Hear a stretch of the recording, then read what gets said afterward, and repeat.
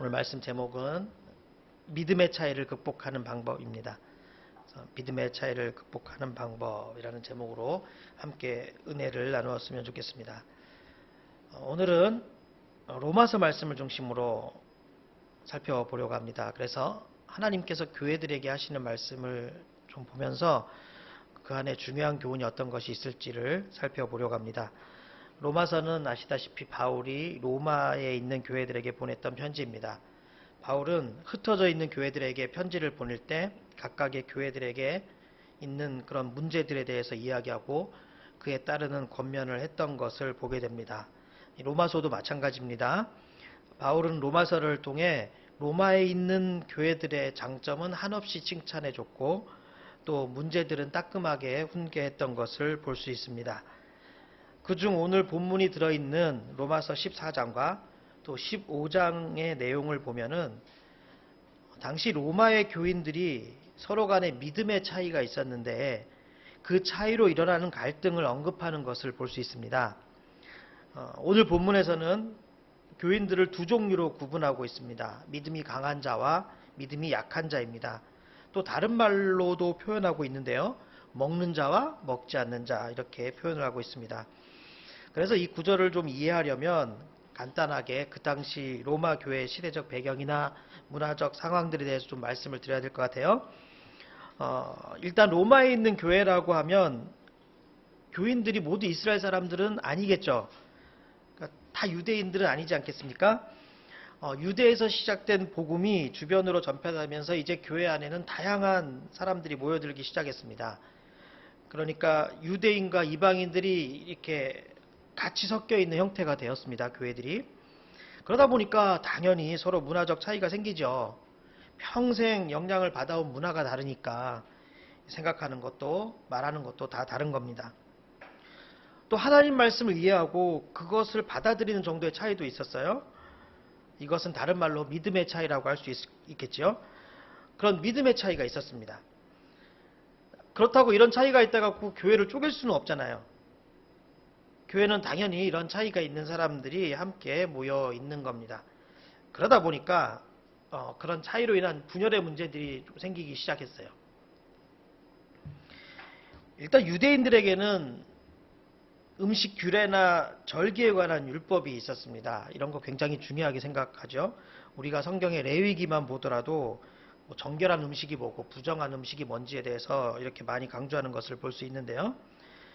또 원래 나라들마다 이런 또 독특한 음식 문화가 있죠. 그런데 지금 로마에 있는 교회는 유대인들만 있는 것이 아니니까 이제 다른 문화에 있는 사람들은 유대 문화를 잘 몰랐고 또 안다고 하더라도 그것을 따르기는 어려웠던 겁니다. 내가 평생 산 나의 그런 문화를 따라야지 좀 유대 문화를 따른다 이건 쉽지 않는 것이죠. 예를 들어서 헬라인들이 맛있다고 먹는 돼지고기를 유대인들은 먹을 수가 없었거든요.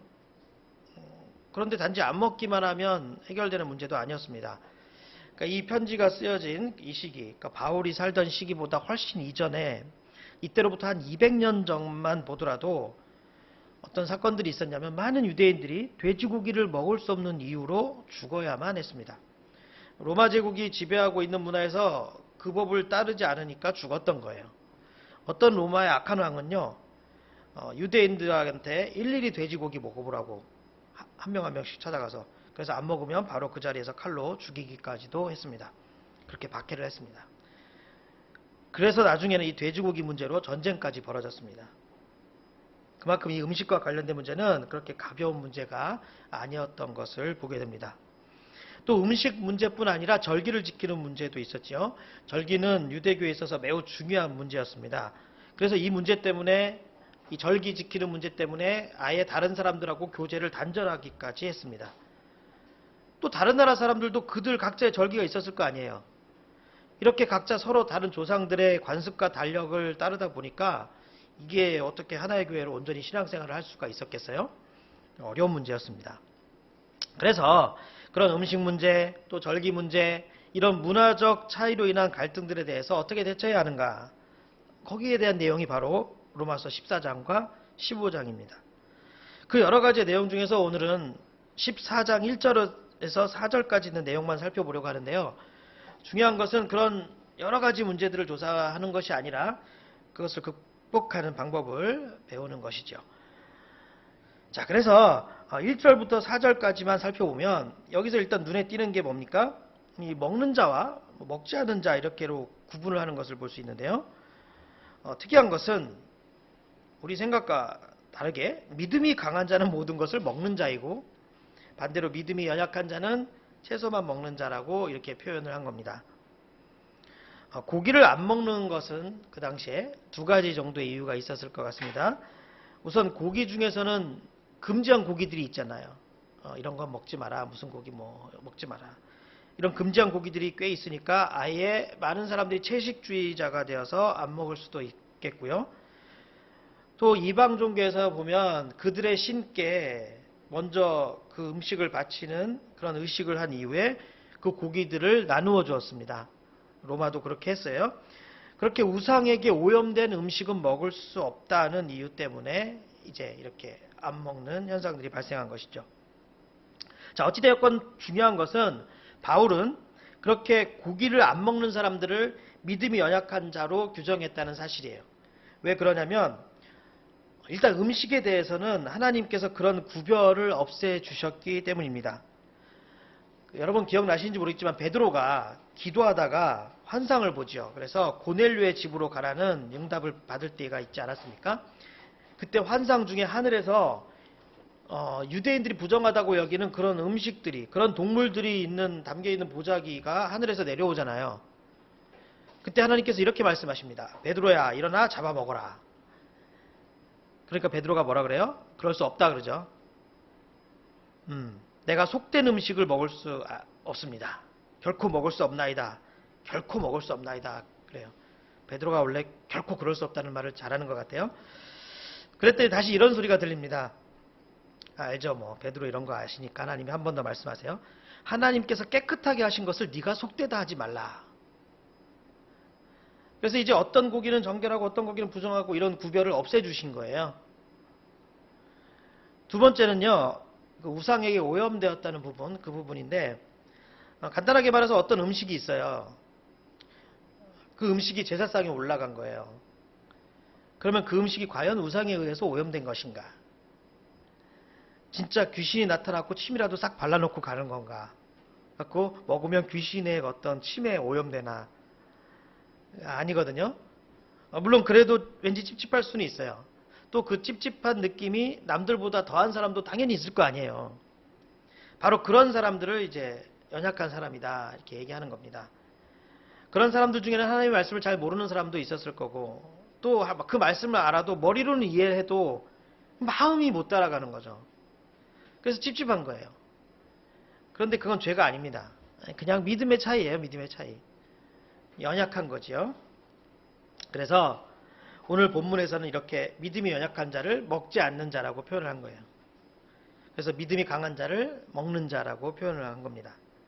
교회 안에는 어쨌든 이렇게 믿음이 연약한 자도 있고 믿음이 강한 자도 있다는 거예요. 근데 이제 고기를 먹고 안 먹냐가 중요한 게 아니라 이제 믿음이 약한 자가 있고 강한 자가 있다 이것을 강조하는 것이죠. 또 중요한 거는 그래서 어떻게 해야 되느냐 이거예요. 어떤 종류가 있느냐 이게 문제가 아니라 그래서 어떻게 해야 되느냐 이제 여기에 관해서 바울 사도가 말씀하는 것을 볼 수 있습니다. 그래서 뭐라고 말씀하시나 보니까 우선 믿음이 연약한 자를 받아주라 그래요. 믿음이 연약한 자를 받아주라. 그리고 그의 의견을 비판하지 말라고 말씀하십니다. 받으라 하는 건 뭘까요? 말 그대로 용납하라는 거예요. 용납하라. 교회는 다양한 사람들이 모이는 곳이에요. 당연히 믿음이 연약한 자도 모이죠. 교회는 그런 연약한 자를 받아주고 용납해주고 환영해 주어야 된다는 겁니다. 그 연약한 자를 받아야 되느냐 마느냐 이것으로 무슨 논쟁이 되어서는 안 되고 이건 또 그런 논쟁거리도 아니에요. 그리고 그렇게 받아주었으면 절대로 그 연약한 자의 생각이나 의견을 비판해서는 안 된다는 것이죠. 이게 1절에서 지금 말씀하고 있는 내용이에요. 두 번째 어떻게 되느냐 3절에 나오죠. 서로 해야 할 태도가 있다는 거예요. 서로가. 먼저 먹는 자, 그러니까 믿음이 강한 자는 믿음이 약한 자에 대해서 어떻게 하라고 합니까? 업신여기지 말래요. 반대로 믿음이 약한 자는 믿음이 강한 자를 뭐라 그래요? 비판하지 말래요. 그러니까 믿음이 강한 자가 믿음이 연약한 자를 업신여기는 것뿐만 아니라 이 믿음이 연약한 자들도 믿음이 강한 자를 비판하는 거예요. 저렇게까지 하냐. 그러니까 지금 서로 이렇게 업신여기고 비판했다는 것이죠. 바로 이런 문제를 바울 사도가 크게 책망하고 있는 것입니다. 그래서 이제 뭐 이런 식으로 하겠죠. 아니 어떻게 저렇게 서슴없이 고기를 먹지? 저게 돼지지 사람이라고 할 수 있는 거야? 이렇게 믿음이 약한 자는 믿음이 강한 자를 고기 먹는 사람들 이렇게 욕했다는 거예요. 아 정말 불경건한 자 같으니라고 이렇게 이런 식으로 고기 먹는 사람들을 욕하고 반대로 또 고기 먹는 사람들 안 먹는 사람들 보면서 뭐라 그러겠어요? 나 이게 진짜 수준이 맞아야 대화를 같이 하지. 에? 무식하면 용감하다고 뭐하러 고기를 안 먹어? 모르면 배워야 될 거 아니야. 배우려는 노력도 안 해. 정말 수준 낮은 사람들하고 같이 못 어울리겠네. 정말 우리 고기나 먹으러 갑시다. 뭐 그랬겠죠. 이런 식으로 서로 업신여기고 서로 비판하는 현상이 있었다는 겁니다. 그러지 말라는 거예요. 왜 그러지 말아야 되느냐? 이게 바로 교회를 파괴하는 행위가 된다는 거예요. 교회를. 공동체를 파괴하는 행위다 이것은. 그래서 오늘 본문에서 뭐라고 말씀하시냐면 양쪽 사람들, 그러니까 믿음이 강한 자나 믿음이 연약한 자나 모두를 이미 하나님이 받으셨다는 거예요. 그 두 종류 사람들 이미 하나님이 받으셨다는 거예요. 그런데 네가 뭔데 하나님이 받은 사람을 감히 욕하냐는 거예요. 그래서 이렇게 표현하지 않습니까? 4절에 보니까 남의 하인을 비판하는 너는 누구냐? 넌 누구냐? 그가 서 있는 것이나 넘어지는 것이 자기 주인에게 있음에 그가 세움을 받으리니 이는 그를 세우시는 권능이 주께 있음이라. 우리가 예레미야 말씀 묵상하고 있는데 저거랑 비슷하죠. 토기장이 그릇이 토기장에서 감히 뭐라고 질문하고 그럴 수 있느냐. 이 또 로마서에도 토기장이 비유는 신약에도 많이 나와요. 그 예레미야에 나온 토기장의 그 비유는 그 토기장이 얘기가 항상 나올 때 보면 뭐냐면 하나님은 토기장이 나는 그릇 이 얘기예요. 근데 그릇이 나 왜 이렇게 빚었어요 할 수 있느냐 없느냐 그거지 않습니까?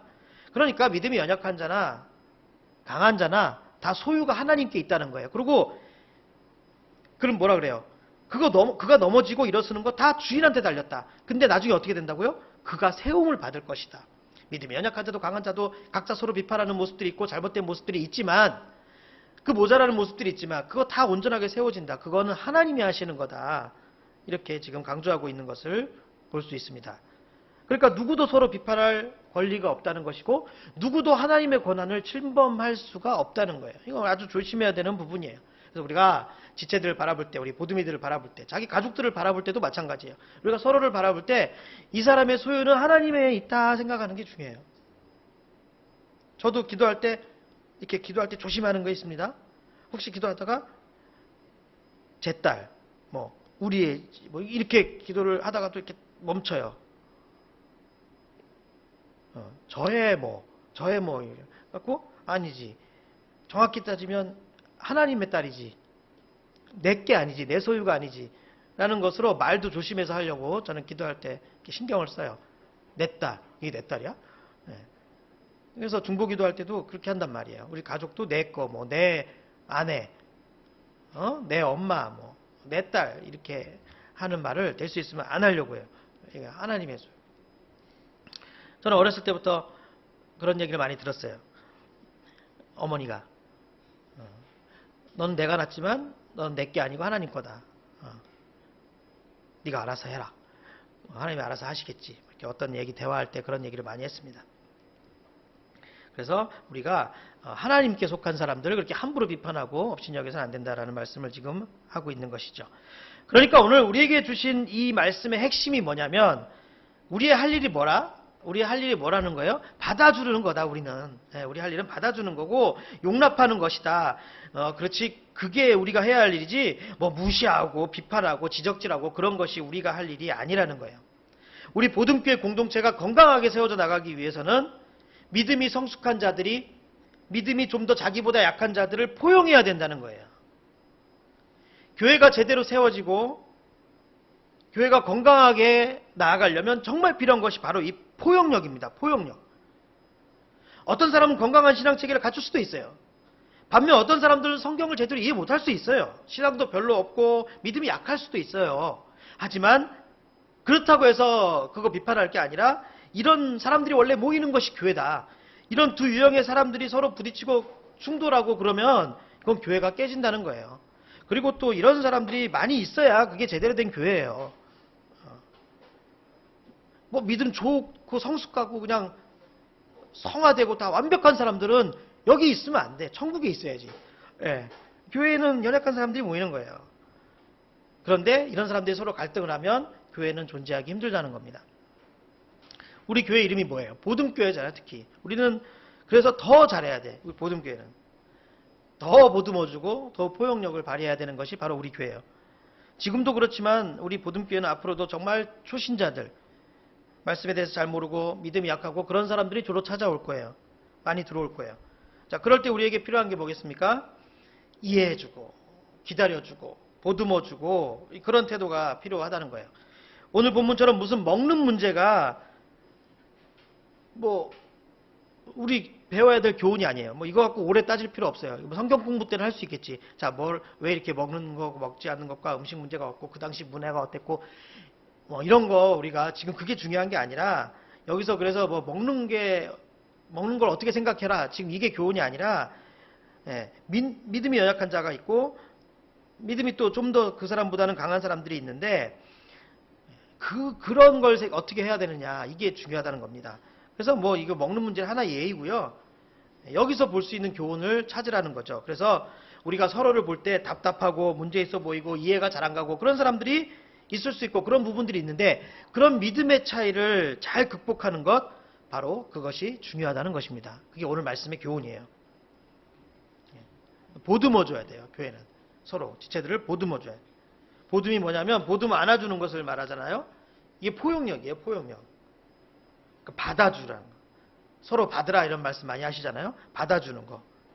그러려니 하는 거예요. 그러려니 하고 봐주는 거예요. 욕하지 않는 거예요. 놀리지 않는 거예요. 비판하지 않는 거예요. 정죄하지 않는 거예요.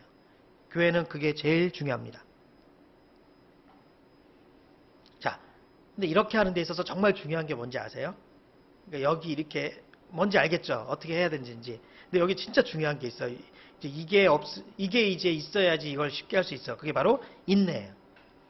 기다려주는 거. 기다리는 게 참 힘들거든요. 근데 기다리기만 하면 돼요. 그러니까 그러니까 우리가 받아주고 포용해 준다는 게 상대방의 그 연약한 부분을 뭐 그게 옳다고 해주는 건 아니잖아요. 그러나 하나님께서 성숙시키고 변화시켜 주실 것을 믿고 기다리는 거잖아요. 기다리는 것. 그래서 인내가 중요하다는 거예요. 뭐 우리 여기 모인 저와 여러분들도 많이 부족하지만 우리가 이제 예를 들어서 스무 형제 볼 때 우리보다 확실히 연약해 보이고 믿음이 이제 약해 보이는 게 사실 아닙니까? 오늘 딱 이렇게 마침 자리에 없어서 얘기하기 좋은데 오늘 이렇게 주일 예배도 빠지고 여행을 갔잖아요. 저도 왜 할 말이 없었겠습니까?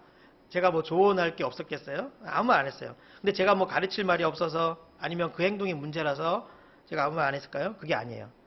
왜 그러냐? 오늘 로마서 말씀 때문에 내가 참은 거야.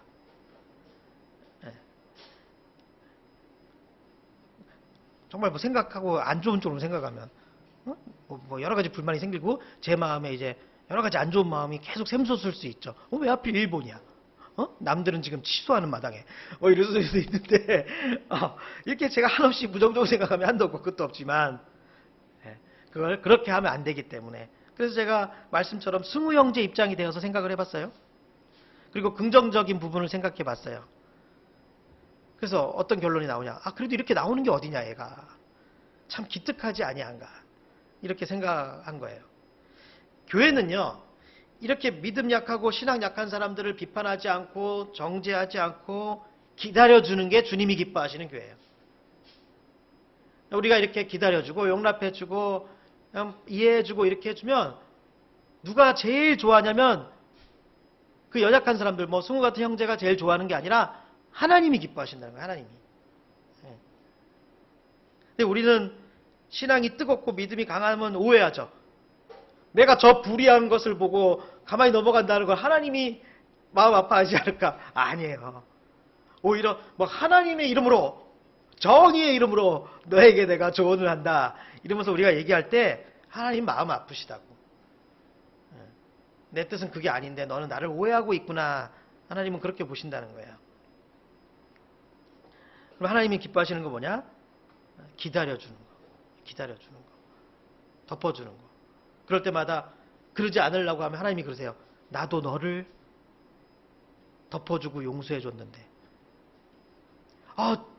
제가 저 사람은 진짜 답답해서 못 보겠습니다. 저 사람 정말 정말 가만히 제가 봐줄 수가 없습니다. 그러면 하나님이 그러시는 거 우리한테. 나는 너를 계속 봐주고 너를 계속 기다려주는데 너는 무슨 말을 하느냐. 하나님이 우리한테 그러신다는 거예요. 그러니까 교회에 나오는 사람들에게 자꾸 무거운 짐을 지어주거나 그래갖고 어떻게 해야겠어요. 그 사람이 자꾸 짐이 무거우니까 이 교회 가는 게 싫어지죠. 자꾸. 그거는 주님이 원치 않으신다는 겁니다. 지난주 큐티의 말씀에도 나오지 않았어요? 그 목요일 말씀이었죠.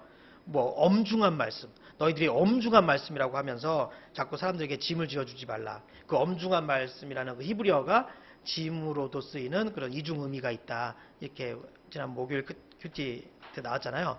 거기 이제 그날 묵상 에세이 보니까 김양재 목사님의 글이 올라와 있더라고요. 근데 거기 이런 얘기가 있더라고. 먼저 믿은 성도는 초신자에게 예수님 믿는 기쁨부터 알게 해 주어야 합니다. 율법적으로 이것을 하라, 저것은 하지 말라라는 규율부터 가르치려 하면 참된 신앙생활에 방해가 될 수 있습니다. 이렇게 그 목사님이 이렇게 쓰신 거를 봤어요. 제가 이제 제 사역 기간들을 돌아보더라도 정말 그 말이 맞는 것 같아요. 제가 이제 유초등부 사역을 오래 했는데 그래도 또 이렇게 좋게 봐주시는 분들이 있고 잘한다는 소리도 좀 들었습니다. 그래서 언젠가 누가 저한테 묻더라고요. 유초등부 사역을 잘하는 비결이 뭐냐고. 그래서 제가 딱 3가지 단어만 말해줬어요. 사랑, 기도, 인내. 지금 생각해도 정말 맞는 말 같아요. 그 3가지가 중요한 핵심입니다. 사랑, 기도, 인내. 그러니까 한 영혼이 하나님을 아는 지식이 성장하고 신앙이 성숙하기까지는 이 3가지가 필요한 거예요. 근데 그것은 저 같은 사역자뿐만 아니라 여러분 같은 지체들이 그 형제 자매를 위해서 기도해주고 긍정적으로 봐주고 기다려주는 것이 필요하다는 겁니다. 웃긴 이야기 하나 할까요? 웃긴 이야기지만 제가 전에 교회에서 4년 동안 전도사로 사역했을 때 일인데요. 정혜영 집사님이랑 얽힌 에피소드인데 제가 정혜영 집사님이 이제 벌써 본 지 꽤 됐죠. 10년 전에 봤는데 처음에 이렇게 교사로 만났습니다. 근데 다른 거 다 괜찮은데 자꾸 제 눈에 집사님의 단점 하나가 보이는 거야. 그게 뭐냐면 그때 유초등부 예배 시간이 아침 일찍이었거든요. 물론 나오기 쉽지 않은 시간인데 근데 정 집사님이 그때 교사였는데 아이들보다 종종 늦게 오는 거야. 저 같으면 근데 막 뛰어들어오거나 좀 죄송합니다 뭐 이런 말이라도 할 텐데 그런 말도 없고 되게 사람이 말도 없고 전 또 누군지 모르니까 예. 혼자 뭐 나한테 불만 있나? 말을 안 해. 그러니까 제 기분이 좀 그래서인지 그 들어오는 모습도 되게 막 더 여유 있게 들어오는 것 같고 자꾸 안 좋게 보이는 거야. 근데 저는 지금도 아직 인격적으로 많이 부족하지만 예전에 전도사 때는 정말 별로였어요. 내가 화도 잘 내고 성격도 까칠하고 그랬습니다. 그래서 교사나 학생들을 진짜 예전에 보면 자주 혼냈거든요. 막 제 딴에 늘 정의감에 불타 있고 막 그런 상태에 있었는데 그래서 이제 정집사님이 그러니까 그때는 혜용쌤이었죠. 혜용쌤. 안 되겠다. 내가 혜용쌤에게 한마디 해야겠다. 비판해야겠다. 정죄해야겠다. 이렇게 마음을 먹었어요. 늘 마음을 먹고 이걸 언제 할까 생각을 하고 있었어. 근데 그러기 전에 누가 저한테 그러시더라고. 예, 제가 이제 잘 모르는 사람이니까 혜영 집사님에 대해서 얘기를 들려주더라고요. 어떻게 교회 나왔는지, 뭐 어느 권사님의 아들인지, 뭐 이런 얘기를 하면서 그렇게 이야기를 쭉 들으니까 참 착한 사람이야. 갖고 몰랐던 걸 이제 알았죠. 착한 사람이구나. 그래서 그런 이야기를 들으니까 도움이 되더라고요. 좀 이해를 하게 되는 거예요. 상대방에서 몰랐다가. 그러면서 그분이 이렇게 말을 해주더라고요. 저한테. 교회 나오는 게 어디입니까? 얼마나 대견합니까? 저 나오는 거 보면 전 기적 같아요. 누가 이렇게 얘기를 해주더라고요. 근데 저는 그때 진짜 망치로 머리를 탁 맞는 것 같아서. 그 말이요. 제가 10년이 지나도 제 마음속에서 그 문장이 잊혀지지가 않아. 그때 그래서 그 얘기를 딱 듣고 나서 진짜 생각을 조금만 바꾸니까 야 그래 이 아침에 이렇게 매일매일 결석은 안 해. 이 아침에 이렇게 빠지지 않고 매일 나오는 게 얼마나 대단하냐. 이게 얼마나 이쁘냐. 그러니까 제가 조금만 생각의 방향을 바꾸면 이건 완전히 상황이 달라지더라고요. 그래서 제가 그 말이 제 사역 인생, 아까 그렇게 나오는 게 어디냐. 이제 이 말이 제 사역 인생의 큰 전환점이 되었어요. 그래서 10년이 지난 지금도 그 말이 제가 머릿속에서 밖에서 잊혀지지가 않는데, 제가 뭐 이 자리에서 어쨌든 예를 들어서 이렇게 얘기하면 또 정집사님이 좀 기분 나쁠 수도 있는데, 제가 왜 이렇게 얘기하냐면 결국 결과를 보자는 거야, 결과를. 그때 해용 청년이 지금 집사님이 되었잖아요. 집사님이 되어서, 근데 해용 집사님의 주인은 내가 아니라고, 하나님이라고, 소유가 하나님께 있는 거라고. 그러니까 넘어지든지 세우든지 이건 다 하나님이 하시는 거라고.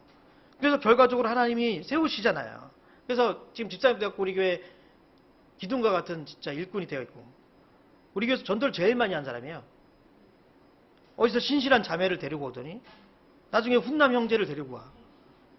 그러다가 하다 이제 아예 사랑 하나를 만들었잖아요. 그러니까 예, 이거 누가 이걸 제가 10년 전에 생각했겠습니까? 예.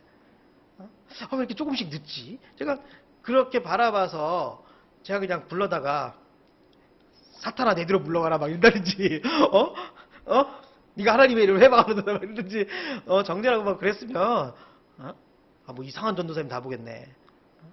이러면서 그냥 지금의 이런 모습들이 나타나지 않는 거예요. 그리고 뭐 어디 다른 데 가서라도 신앙이 잘 성장하면 좋겠는데, 그걸로 괜히 나 목사님도 전도사님도 싫어. 응? 그래갖고 교회에 대한 반감 생기고 신앙이 성장하는데 우리 더뎌지고 이러면은 그거 얼마나 마이너스 되는 겁니까? 그리고 저는 하나님 앞에 그 죄를 어떻게 다 받겠어요, 그죠? 그러니까 우리가 교회 안에서 이게 필요한 게 뭐라고요? 이 기다려주는 거예요, 인내. 그래서 제가 무슨 뭐 제 사역 자랑을 이 자리에서 하려는 게 아니라, 오늘 말씀 결론, 승우 형제 잘 품어줘야 된다. 승우 형제 같은 사람들을 잘 품어줘야 된다. 앞으로 제2의 제3의 승우들이 온다. 그럼 우리가 이거 어떻게 할 거냐? 예? 답답하잖아요. 우리 교회는 진짜 답답한 사람들이 많이 왔다가 막 한번 왔다가 또 한동안 안 보이는 사람들 모이고, 그냥 우리 교회 사명인 것 같아. 승우들이 오는 교회. 그래서 그런 연약한 사람들 우리가 볼 때 한심해 보일 수 있고 왜 저럴까 싶을 때도 있어요. 하지만 그럴 때마다 어떻게 하라고요? 비판하지 말고, 그냥 지적하지 말고, 사랑으로, 기도로 기다려주고 용납해 주라는 거예요. 그러면 그 신앙과 믿음은 누가 키워주신다? 하나님이 키워주신다는 겁니다. 우리 할 일은 뭐냐? 긍정적인 면을 보자는 거예요. 긍정적인 면을 보면서 그저 기다려주는 것, 이게 필요하다는 겁니다. 그럼 여러분들이 또 이런 생각이 들 수도 있어요. 그럼 언제까지 기다려줘야 되죠? 언제까지 인내해 주어야 할까요? 뭐 이런 질문을 할 수 있어요. 그런 질문에는 이미 예수님께서 모범 답안을 알려주셨어요. 예수께서 이르시되 네게 이르노니 7번뿐 아니라 7번을 70번까지라도 할지니라. 그러니까 여러분 생각보다 꽤 오래 기다려줘야 되고, 그러니까 계속 기다려주라는 거예요. 계속 이 말은. 그 7번, 70번을 셀 거예요? 490번을? 막 체크할 거야? 내가 한 번 봐줬어. 그러면서, 여러분 7이라는 숫자 아시죠? 성경에서 7을 사용할 때는 항상 이 완전한 숫자잖아요. 그러니까 그 완전한 숫자를 또다시 곱했다라는 거는, 이거는 한없이 끝도 없이 계속 기다려주라는 거예요. 예수님이 왜 이렇게까지 세게 말씀하셨을까? 예수님은 할 말, 이 자격이 있죠. 예수님이 그렇게 하셨으니까. 그 예수님 앞에서 까불어? 내가 몇 번까지 봐줘야 될까요? 이게 예수님 앞에서 할 소리예요? 모르니까 이렇게 했지만 예수님 앞에서 할 소리가 아니잖아요. 그러니까 이거 뭐 언제까지가 없다는 겁니다. 하지만 결국 얼마 안 가서 하나님이 바꿔주신다는 거예요. 이 얘기는. 그러니까 우리는 그냥 계속 기다려준다, 계속 인내한다는 생각으로 이제 가라는 겁니다. 그래서 이제 말씀을 정리하겠습니다.